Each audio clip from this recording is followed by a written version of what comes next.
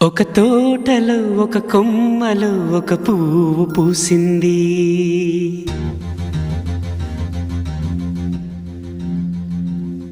మహారాణిలా మహాలక్ష్మిలా ఆ పువ్వు నవ్వింది.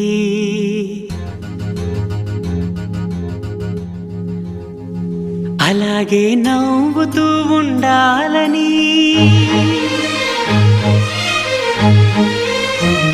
అలాగే నవ్వుతూ ఉండాలని నింగి నేల వాగు వంక చెట్టు చేమ గువగూడు ఆశీర్వదించాయి.